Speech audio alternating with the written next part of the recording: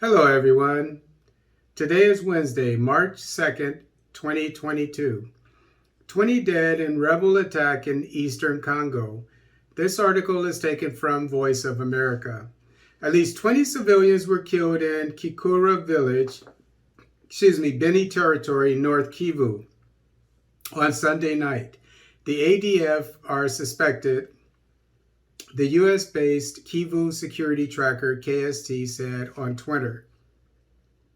Ricardo Rupande, head of the local association of grassroots groups, gave the same toll and urged the armed forces to act against the rebels.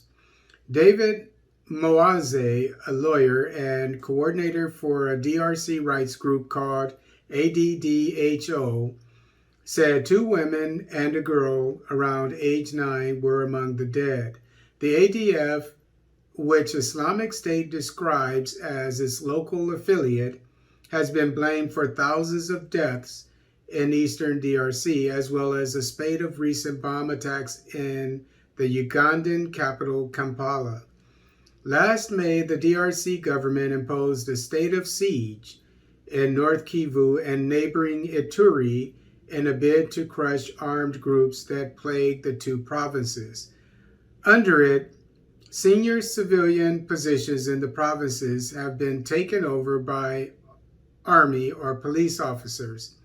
Despite the crackdown and cross-border support from Ugandan forces that began in late November, the ADF's attacks have continued. Kikura, where the latest bloodshed took place, lies around 15 kilometers from a Ugandan army base in eastern DRC at Mukakati.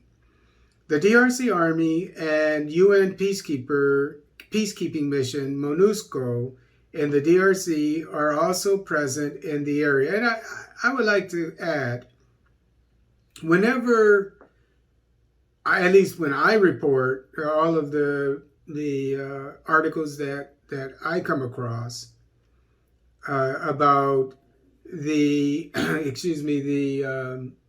operations, successful operations that killed insurgents, and I reported, I think yesterday, that somewhere around 20, maybe 12, 15, 17, I think actually 17 were killed in this region. I think it was yesterday or day before yesterday. I never hear about MONUSCO, the UN mission, doing it. And obviously it's because it's a peacekeeping mission, but I mean, I'm not saying that they're worthless, that they're not doing anything, even though they've been caught twice stealing natural resources from the DRC. But I will say that they are definitely not a part of the offensive of capturing or killing the insurgents. Rupande said the armed forces have given the enemy time to organize.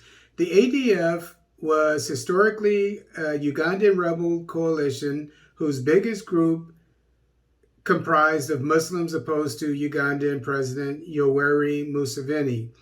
But it established itself in eastern DRC in 1995, becoming the deadliest of scores of outlawed forces in the troubled region.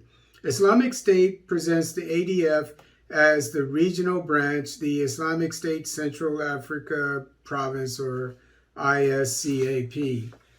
And along with the offensive that we have there, the operation between the Ugandan military and the DRC military, the government of the DRC needs to, I think, get more creative. And there are a number of things that they can do to fight these attacks, deadly attacks in these villages in northeastern DRC, which is where all of this stuff is happening. Although it in the southeast of the country, but not so much anymore. They need, as I said, they need more boots on the ground. They need more troops. I mean, the DRC has how many young men? And what are they doing?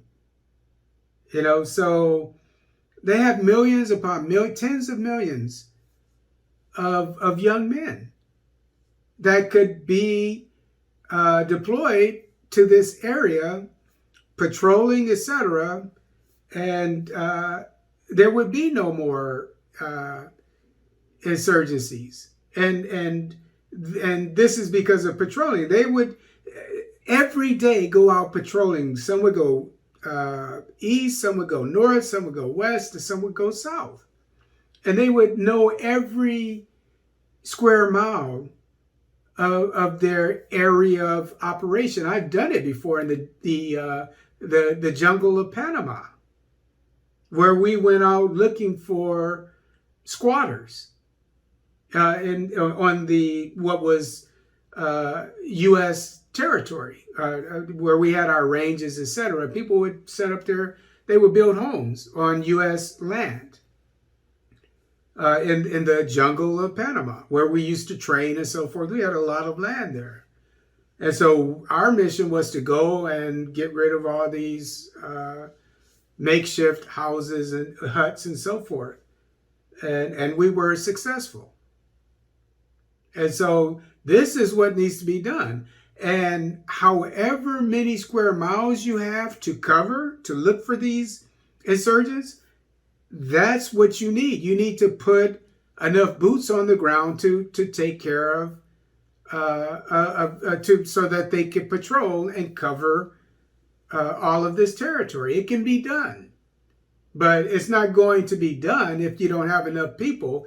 And from what I understand, you have tens of millions of young men who are probably not doing anything, at least not helping to bring peace and security to the nation so that the nation can grow.